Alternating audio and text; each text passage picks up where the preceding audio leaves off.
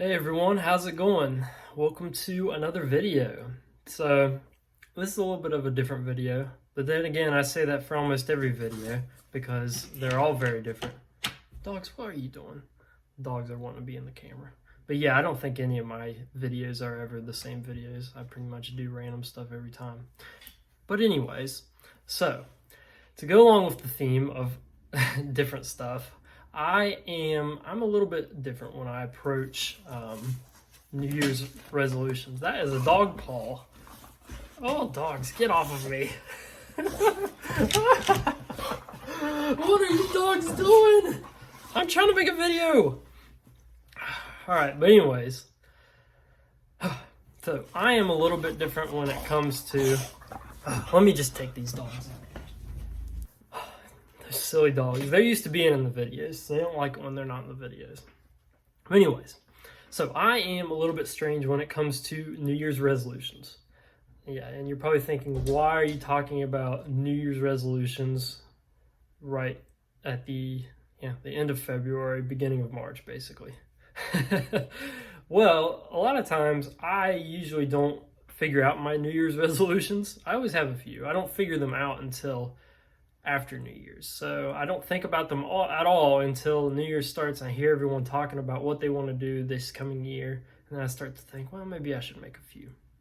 So I always keep a big list of them and all that fun stuff. And this year, one of my main ones was to read the entire Bible in one calendar year. So, well, I guess it wouldn't be a calendar year, one physical year from February to February. But anyways, that was one of my goals, was to read the whole thing this whole entire year.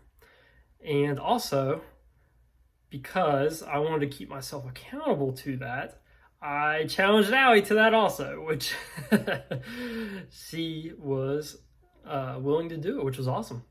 So both of our goals for the year was to read the entire Bible in the course of 1 year. And if you don't know, the Bible is huge. It's like, I don't know, there's 66 books. So it's like reading 66 books. Now some are shorter, some are longer. Well, they're not entire books, I guess. They wouldn't be as long as like a chapter book, but you get the point. It takes a long time. It takes a long time to read. In fact, to read, I think we did maybe 30 minutes every day or so. That's about what it is, depending on your reading speed, every day to read the entire Bible in 1 year. And actually, this would be I think it's my third time reading it all the way through. So first time was back in 2017, and this year will make the third time that I've read it all the way through. And let me tell you, what is awesome about it is every time it is like you're reading something completely different. Obviously, it's not like that, but meaning each time I've read it, I've gotten so many different things from it. So many different things. Things that I never saw, things that, not that I didn't read before, obviously, but maybe things I didn't understand, concepts made more clear to me, stories I remembered, different things each time. And I am super thankful for that. And I think that obviously the reasoning for that is because, you know, I don't think God wants to overwhelm us too much with that. But hold on. Sorry, I had to put the dogs up. They were causing a ruckus out there, beating on the door to get in. But anyways, well, first of all, before I get into kind of what I got out of it and everything, I want to talk about the idea of that, because the idea of reading the whole Bible in a year, it is quite a lot, like I said before, but to break it down, it becomes a lot more manageable.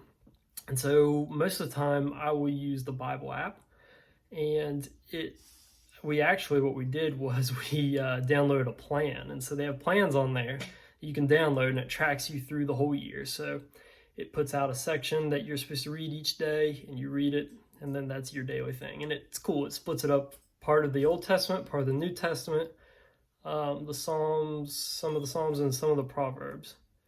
And it's it does it like that way it doesn't feel kind of monotonous. You're just reading 45 minutes or 30 minutes straight of just the same exact book or whatever. But anyways, so it breaks it up like that, and it's really cool because you can invite people to the plan. So I invited Allie to my plan, and so I could see how far along she is. So if she misses a day, I can remind her, and vice versa. So we would joke around about it a lot, like, oh, you're getting behind.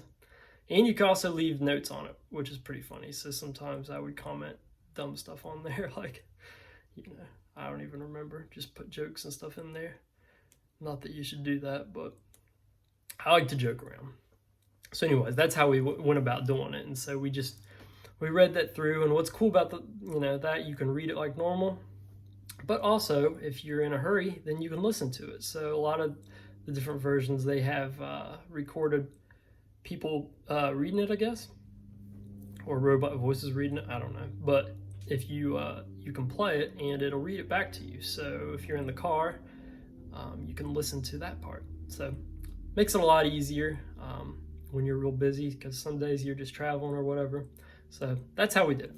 Okay, so now let's get into kind of what I got from it. First off, I'm going to kind of go back to the first time that I read the Bible all the way through, back in 2017, because at that time I was, I grew up in church, I guess you could say, and so I felt like I knew quite a bit of things. I feel like I knew the Bible somewhat, like, oh yeah, I've heard about all the books in the Bible. I know who Jesus is. I know the stories. I didn't know. I did not know until, I'm going to make a bold statement here. Until you read the Bible, you do not know. That is flat out truth. You do not know the truth of God, the truth of Jesus, until you read the Bible for yourself. And, I thought I knew because I'd heard so many preachers talking about the Bible, which is not saying that's a bad thing. That's a great thing. But you can't take someone else's word for it. You have to read it for yourself.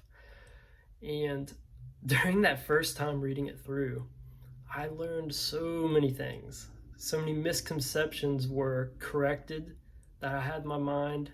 I learned so many aspects of the character of God, the character of God's people, how Jesus works in people's lives. I mean, it was an eye-opening experience. I remember talking to my small group leader at the time when I was going through that, and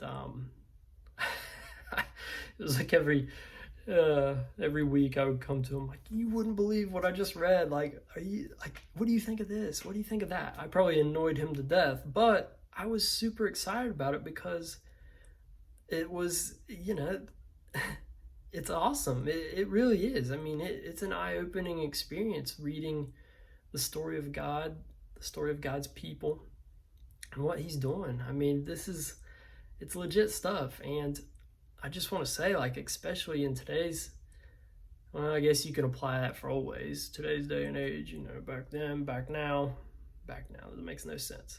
But I'm going to say it, especially now, when there's so many people out there spreading lies and, all sorts of different stuff. That is truth. That's straight up truth. And anything that quite a bit of things that I said about God before were probably lies. Not willingly. Obviously, I wasn't willingly. But until you read the Bible for yourself and kind of understand that picture, that's when you know real truth. And so over the course of that, I slowly took that in, and I learned it. I learned quite a few things from that. And once again, at the end of that, when I read it all, I was like, yes, I know, I got the picture now. I know the Bible. I was wrong. Once again, I was challenged again to read it all the way through. And I did not read it in the course of a year because I was going to take it a little bit slower this time. And let me tell you, I learned just as much things, if not more.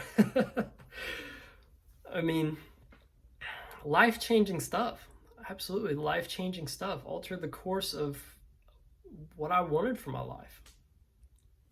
Changed the way I live day to day. I mean, it's this might not make much sense to anyone what I'm saying and all this, but I highly encourage everyone to try it. I highly encourage everyone to try it. And you know, I've heard a few things about that, like good ideas, like, you know, while you're going through, taking notes, writing down, I guess, misconceptions that you've had, things that you're still struggling with, like ideas, concepts in the Bible. Take that before the Lord and pray. And, you know, I did that throughout the years. And then as I'm going through again, it's unbelievable kind of the things that have been cleared up to me from the Holy Spirit. So it's super cool. It's very rewarding. But, you know, it takes a long time. It's a lot of effort that goes into it.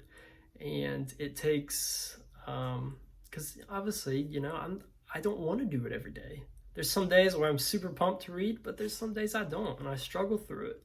And I have to force myself to do it, but it's rewarding in the end. Absolutely, it's rewarding. And I feel closer to God because of it. And I would really encourage everyone that's listening to this, if you're still listening to it, because I've probably been rambling on for like 20 minutes now at this point, but if you're still listening to this, if you take one thing from this, it is this year, your New Year's, don't do a New Year's resolution in February, don't call it that like I do, but just say over the course of this year, I'm going to try to read the Bible. See what happens. Maybe you don't even say you're going to try to read the Bible. Say, hey, I'm going to read a book in the Bible. I'm going to read Matthew. It's a great place to start. I'm going to read John. A great place to start. I bet you won't stop after you read John. I bet you won't stop after you read Matthew. I bet you won't stop if you start at Genesis. Now, I encourage you to start in the New Testament if you've never read the whole Bible before. I encourage you to start in the middle of the book, which makes no sense, but I would encourage it because the Old Testament is long. So start in the New Testament, but make that your goal this year. Make that your goal, to read the Bible and see where you're at. See what changes in your life. I think it'll be well worth it. Well, the puppies are wanting out. So thank you for listening to me ramble on about, you know, who knows what I actually said, but hopefully you took something good from it. But yeah, I will see you all in the next video, whatever that'll be. Maybe a dog video, maybe a fishing video. But if you want to see more stuff like this, then let me know in the comments. I'd love to talk more about the Bible, talk more about Jesus. I love talking about that stuff. So if you want to see more of that, just let me know. And make sure you leave a like and subscribe. And I will see you in the next one.